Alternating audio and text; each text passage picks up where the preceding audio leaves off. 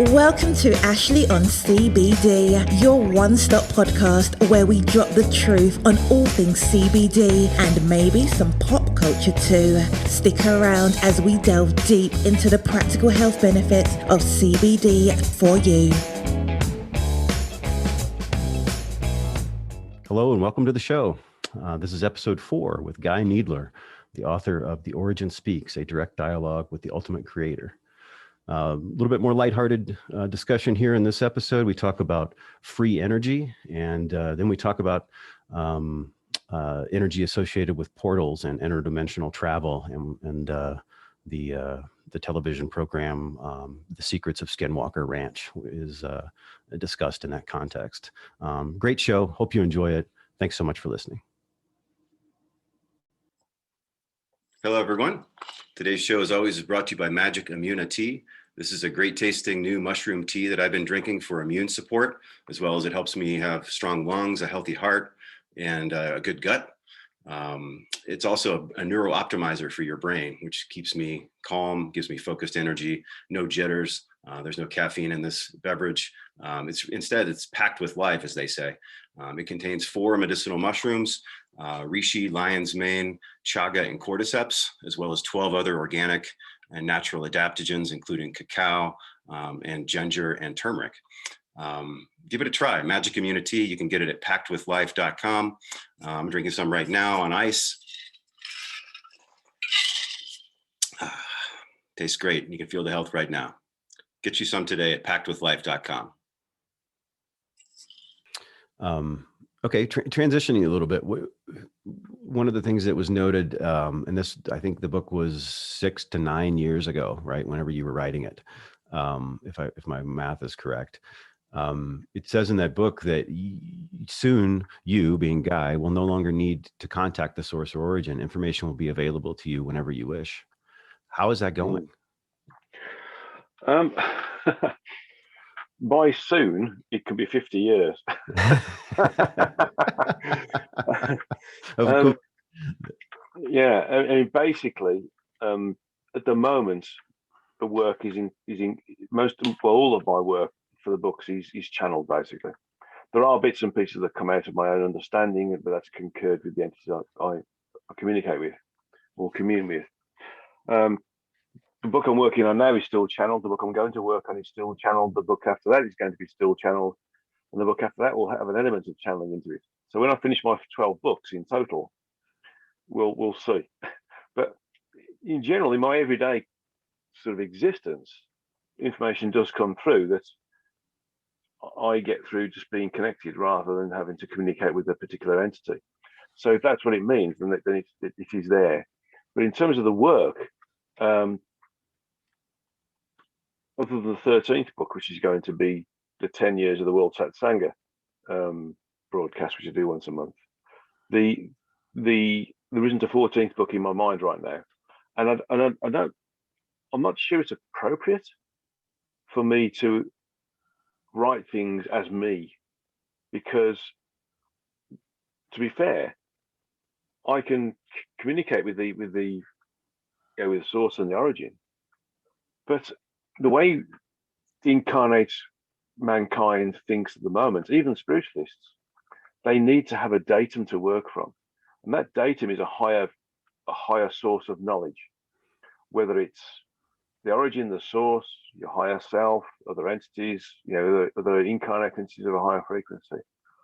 They prefer to have something that allows them to say, well, that information's come from somewhere else that is quantifiable. And so, even though I communicate on a sort of daily basis with the all that there is, without particularly interacting with a particular entity, for the compilation or the creation of a book, I'm not sure it's appropriate, because people won't. They'll just think you're making it up. If that makes any sense. No, I know. I understand. It must be a tough place to be for you in a lot of ways. Well, it's not, because to think of it in a different way, for me to want to be the star of the show in a book is a bit egotistical, really. Mhm. At the end, and the other side of the fence is that having another entity give me the information and me just being the questioner is actually a bit of an easy life. so, so do I want to make it harder for myself? No, probably not. It's hard enough as it is. So, Yeah, so I think that's yeah. how do you deal with just with the ego challenge, right? Because I'm sure, like, I talk to people about what I'm doing here and what I'm talking to you about in these episodes, and I can tell people who are interested in it and people who are like rolling their eyes behind when I turn away and they're thinking like I'm crazy, right? So how do you deal with that? Like, I know the truth wins out, and just exposing people to the truth, regardless of whether they believe you or not, helps them, which to me I find another beautiful reality. But how do you deal with that everyday challenge? You let them get on with it. Basically, I learned a long time ago that you can't persuade somebody to understand something that they're not prepared to understand. So you let them be there in their own space, and be grateful that you've potentially had the opportunity of broadcasting something to them that they may take on board subconsciously or may not. Mm-hmm. But more importantly, they're having their incarnation in their own way. And they're experiencing, learning, and evolving in their own way. And so if they do reject what you're saying and they think you're a complete nutcase, then that's it's their prerogative to think that way. And if they do, then maybe they haven't got to the point where they can consider that there is something else above and beyond their own incarnation. Yeah. Even certain levels of spiritual individuals may reject what you're saying. So because it's beyond what they're capable of assimilating, and that's okay again, because everybody has their level. Mm-hmm. I mean, my father used to say that somebody's always promoted to the level of incompetence, and in terms of somebody's spirituality or ability to understand metaphysical concepts, we can go to a certain level, but after that we can't. It's over our heads, and we may reject it. The thing is that the aware individual, the very aware individual, will recognize that within them and be patient, which allows them to get to the point where, at some point in the event space or the future, for example, they will have gained enough supplementary knowledge or things that they can understand that allows them to make that leap later to understand that which was given to them 10 years previously. It's when we get this sort of eureka moment or this aha moment. Oh, that's what he meant 30 years ago. It's the same sort of thing. We just have to be patient with ourselves and be patient with those around us. Awesome. Okay, let's shift gears a little bit. Free energy is everywhere and it permeates everything and should be available to mankind should the right tools be utilized. And there's some detail in the book about pyramidal structures and certain ratios being utilized with certain building materials to create, and I guess not to create, but to harness free energy. Can we talk about that some more? I mean, I think this is something a lot of people have been intrigued by for centuries, since we discovered the pyramids. And there's all kinds of things we can get into around, why this hasn't been brought forward. And I don't really want to go there. I just want to really understand the history of this energy and the concept. And I think you talk a little bit about it's been used by a couple of different, over different centuries by different people that have inhabited the earth. Yeah, different civilizations. Yeah, that's the word. They've used the human body. If in effect, energy can be created by taking it from the source, from the prana, if you want to call it that is within the multiverse, but also permeates all of the environments created within the multiverse that are what we call universes. And the physical universe is no different. And so one of the dominant forces that we have is called electricity. Clearly, we use electricity for everything. But we also, using electricity, we generate things like scanning functions, X-rays, microwave radiation for transmitting telecommunications, etc., and also using it for long-range telescopy, for example. So we understand that there is energy that can be created through things such as the rotation of one coil inside another coil, which is a generator, or a dynamo, which is a coil within a magnet, or a magnet within a coil. So we know that the rotation of certain elements, as long as they're built in certain ways, can create energy, and that energy is free, clearly, because we rotate something and something else comes out the other side. But the way we've chosen to do it is actually quite, shall I say, medieval at best. It's very labor intensive, and that includes things like nuclear energy, because all that's doing is allowing the degradation of an atomic substance at the atomic level to create maybe steam or hot water or something else that allows again a turbine to be rotated and therefore the generation of electricity. Whereas if we understood that certain geometric shapes created with certain materials within certain ratios, and maybe even located at certain parts of the world, can take energy from ley lines and or from just the environment around us. And there are we can take energy from the etheric levels, from levels that are just outside of our visual range. We can take energy from that for free. It's just that we don't understand it, and we don't understand that we can create small units, handbag-sized devices that would allow us to take all of the energy we need. And right now we focus on what we call electricity to power, our houses individually. It's just that we've had individuals who've created companies who now become, in some instances, governmental controlled companies that generate the electricity en masse for us. Control. I mean, Tesla understood that he was going to do a similar thing, en masse, with projecting energy, electricity. But in real terms, he also understood that what he was creating could be created on a smaller scale and be used by the individual. It's just that it's been monopolized by now by big corporations. So really, we need to understand how certain materials in certain shapes, in certain sizes and ratios, can be used to create energy, and energies that we don't even know about yet that we can find useful. But right now we're focused on electricity that allows us to create things like, or the understanding or the recording of things like X-rays or scanning or microwaves, that sort of thing. So the devices you mentioned, is that I've seen things like from Egyptian art and so forth with them carrying these, I think it's called an anka.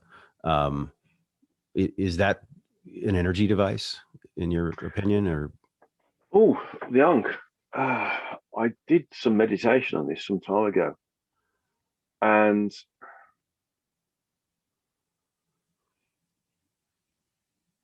I picked up that it's something to do with creating.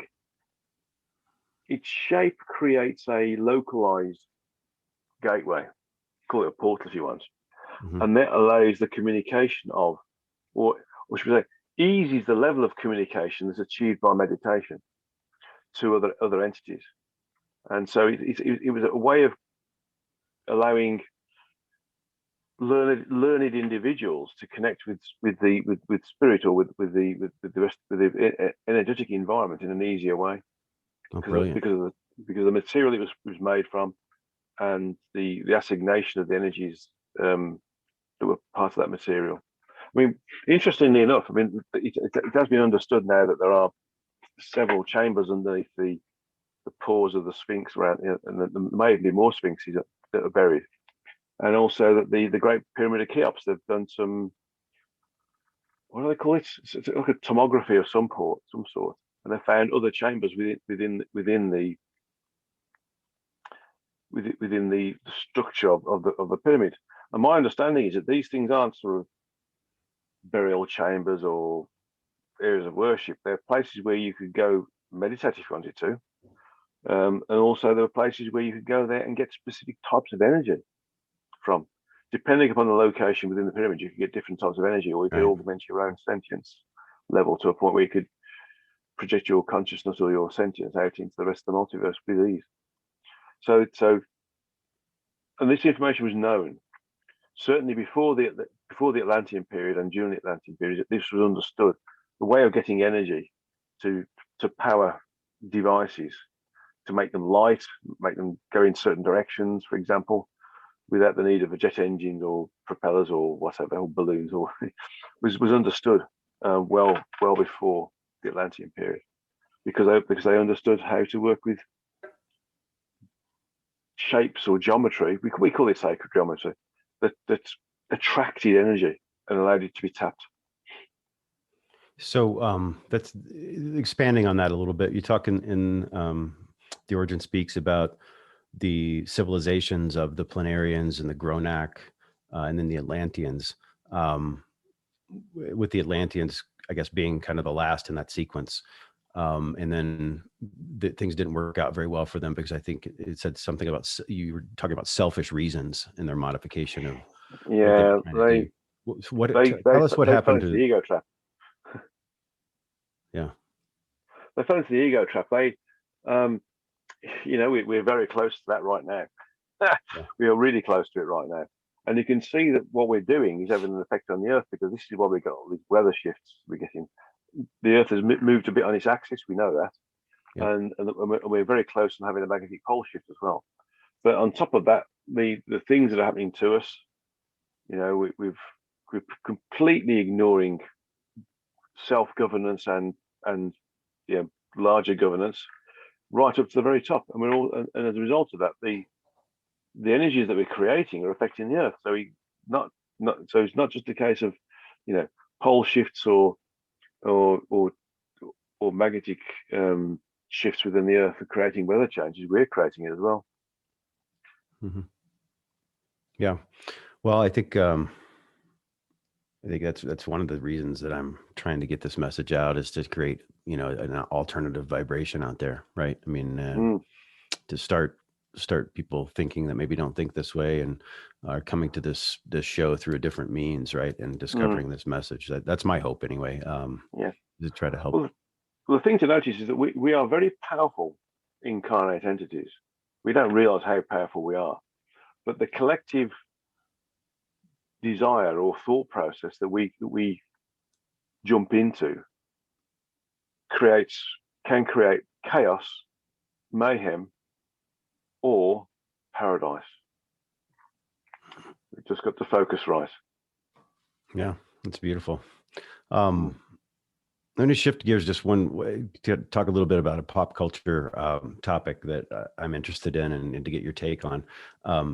I don't watch very much, as I mentioned earlier, I don't watch very much programming at all, but I've recently been enamored because I was, I guess, excited by the story. And so I started watching the program, The Secrets of Skinwalker Ranch, which is Oh, yeah. Are you familiar with this? I've sometimes drop into that. There's a channel called Blaze, which we have over here, which has all those sorts of things. A lot of the UFO conspiracy theories and other metaphysical things flying around. Yeah, I look at it because I like to try to understand what people are working with, but I don't pay much attention to it. But I know what you mean. Yeah, I know the particular program. Well, that's why exactly. That's why I've been interested in this. And where they are is they're basically right around the edges of proving scientifically that there's a portal present on this premises,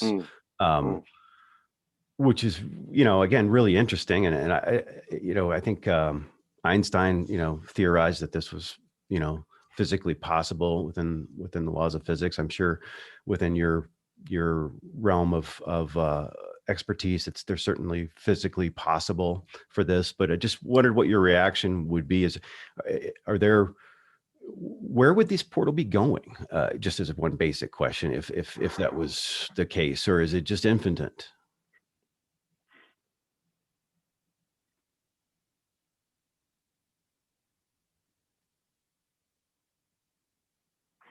I'm just having to log into the area actually, because with these programs they string them out. They just repeat and repeat and repeat things. Oh yeah, they do. I'm just logging into it to see what's going on.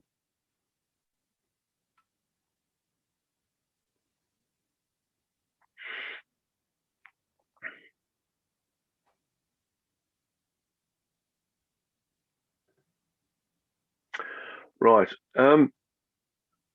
Because of where it is, it's largely unaffected by, shall I say, low frequencies or negativity created by mankind, basically. Mm-hmm. And because of that, it's remaining open. And what it is, it's an area where within our low frequency, that area is locally high. And it's also in contact with a locally low area of frequency in a higher frequency. So I'd say that the fourth frequency. So we're in the first three right now. So not the third dimension. The third dimension is a much higher piece of structure. And so other entities can use it to move through from the higher level to the lower level. And that includes the possibility of incarnate entities that have vehicles. We call them UFOs, devices that allow them to move from one location to another, but they can use it as a way of moving into our particular frequency and observing things. And there are other entities that don't need that, that can move through it. So it's really quite I'm being told it's one of a stream of them of different levels. So you start off at one level and then you move and you go to another one. You go to another level, and you move around, go to another one, another level. So it's almost like a series of steps, frequential steps, and that one's the first step. It's one of the first steps, and different entities can use these. They can navigate around them to come into and go out of their own frequency of domicile to this particular one. And because it's a remote location, it doesn't have the overall negativity associated with cities, for example. Not enough of us around there. Exactly. It's remained high. It's natural. And the next frequency above it has got a locally low area. So it's sort of they're sort of touching each other a bit. But we can't see it with our eyes, and our detecting devices won't be able to detect it either, because they're based upon our five senses, basically. So we've snookered ourselves in making any detecting devices we've got based upon our own senses, because we wouldn't be able to interpret it anyway. But that's what it is. It's one of a series of steps. The last episode I saw was they measured a significant temperature drop after they brought a Jewish rabbi in, because they said we've used all of these scientific measures. And a true scientist, what they said that I liked is a true scientist has to be open to anything, which is true. Right? Not a pseudoscientist proves their own point, but a true scientist is open. So they brought in a Jewish rabbi. He did some ancient prayers, and they were recorded. They saw nothing, of course. You're not going to see anything, but they felt it themselves, and then they recorded it with temperature devices. A significant drop in temperature localized in this one area. Yeah. Well, what happens is that. This is nothing against the individual who was the rabbi, but people who are religious tend to be more closed-minded than a scientist is. I mean, scientists can be closed-minded. I mean, they're only open-minded to a certain level, but right. then they sort of reject it because they can't explain why something should be. But really, what it was because of not because of the person was a particular religious type, but because of the person has a narrow wave of understanding things. based upon their belief system. It could have been any belief system, by the way, not just Mm-hmm. being a rabbi. Right. That brought it down. That brought the frequency down. So rather than being in acceptance, it was a case of this is impossible. Yeah, this isn't part of God's creation, for example. And that was in the background of this individual's mind. And so that's what brought the frequency down. And a function of bringing a frequency down is a temperature change. Interesting. So actually, the rabbi did a very good job, but he didn't. But without realizing what the function of what he did, and, right, and why he did it. Yeah, well, that kind of speaks to my son's 18 and he watches the show with me and he's gotten where he doesn't want to watch it anymore. And I was talking to him about it last night, and he said, well, they're trying to make it all fearful. They're trying to make it scary. It's fear programming. I just don't want to be associated with it anymore. Right. So he's, and it's interesting because this whole thing was based on, at least what they're saying. Now, maybe this is just a coincidence or whatever, but the Ute Indians were being very mean and nasty to the Navajo Indians, and were using them as slaves and just horrific treatment. And the Navajo Indians placed a curse on the Ute Indians in this specific area. And that's, I don't, again, that's kind of the background behind all of this. And part of what my son's saying is fear programming. But how would you react, I guess, to a curse or to negative over positive in some situation like this? Well, whether you call it a curse or psychic attack or the creation of astral entities that are created subconsciously by somebody to attack somebody else, if you want to call that a curse, you can do.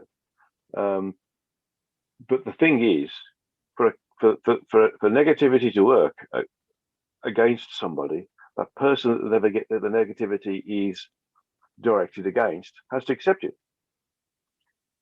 So any sort of curse or bad luck that is broadcast against somebody or a group of individuals will only work if they accept that energy associated with it, and they work with it as being, bad fortune, bad luck, curse, energetic attack, psychic attack, coercion, whatever you want to call it. So my thought is that if they accepted it, then they'll attract that stuff to them. So it's a thought process that's been given to them. You're cursed. Oh, we must be cursed, are we? We're never going to do any well now. We're never going to have crops. We're never going to be able to, become, a better civilization. There's a football. You club. create your own negative space. There's a football club in my old town called Birmingham City, and there was something to do with and I can't remember the story now. So if there's any Birmingham City supporters, please excuse me. There was a curse given to the ground or the club by a gypsy for some reason, and I can't remember. I don't remember the reason. Something to do with they were turfed off the ground or something along those lines. And this curse was saying you're never going to do well. You're never going to be a top club. You're never going to win these accolades. They've pretty much succeeded in that in that curse, really. And the thing is that if you accept it, then you won't succeed, because you'll always use it as a reason for doing badly. Oh, we were cursed. That's why we missed that goal. We were cursed. One of us broke a leg. It's complete nonsense. You have to, if somebody says they're going to curse you, say, okay, you can do what you like. You can swear if you want to. That's what a curse is. It doesn't affect me, and then the energy's dead. It just doesn't go anywhere. So if they collectively accepted it, then you can understand why they didn't do very well. If they accepted it, would it last? Like if they accepted it and it became real, would it stay there when they're gone? Yeah, well, they perpetuate it, don't they? They have stories. They have stories that they give from father to son, from mother to daughter, etc., and that perpetuates the The Keeps acceptance of the, yeah. Interesting. Well, that goes with what you said earlier about it being remote and why it stayed kind of the way it is. There's no one around there, and the people that are around keep it alive, right? Yeah, yeah. Right.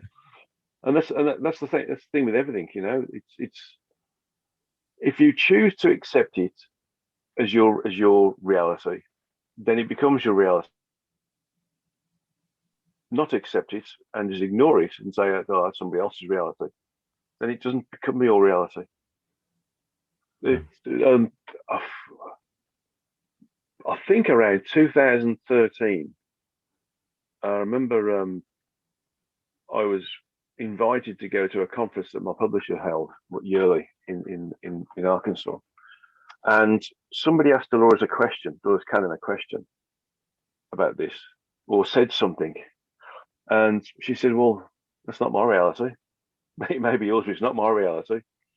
And she totally, stomped on it straight away, and you can understand that she knew intuitively that to accept it would be to perpetuate it, and in accepting it, she would become part of it. So she understood it straight away and said, "No, that's yours, not mine." And if you want to think in that way and work in that way, fine, but it's not mine. I love it. She knew straight away when to sort of stamp on things. Yeah, definitely. If you think about it, when you go on a plane, in an airplane, and somebody says, "I hope you have a safe trip," what? Are you trying to put doubt in my mind that I'm going to have a bad trip? We're going to have bad turbulence or something. Just reject it as being, you don't need to have good luck. It's just everything that happens is because you create it, or because it's part of your life plan. Yeah, that's great. Well, I know we're up against the time, so I'll wrap it now. It's been a pleasure talking with you again, Guy. Thank you. Just really enjoy it. I'd love to just stay in touch and kind of see how things develop with you. And I'm going to explore your other your book catalogs, and would love to Thank you. Yeah. Well, thank you so much, and have a great afternoon. And is there anything else you'd like to share before we wrap? Just very quickly, I mean, without boring your listeners, and whenever you feel the intuition to get in contact to be part of your show, then just let me know, and we'll work it out. I appreciate it's good for that. people to have diversity. Thank you. It's good for people to have diversity of information, though, because information comes in different shapes and sizes and flavors, and some of it is very good. I mean, it's all good stuff. It's just understanding that some of it is at different levels of understanding that we either know about or can't cope with. So go out there and ask loads of people. But whenever you feel the intuition to get back in touch and ask me to go on the show, I'll make the time for you, no problem at all. Awesome. I will take you up on that for sure. I feel a friendship developing. I hope you feel the same way. Yeah, thank you. And awesome. for the listeners, don't accept anything on face value. Always do your own research and always feel whether it's right for you or not. That's right. And create your own reality in doing so. Absolutely. Thanks so much. Take care, Guy. Thank you, sir. Thank you very much. Bye. Bye-bye.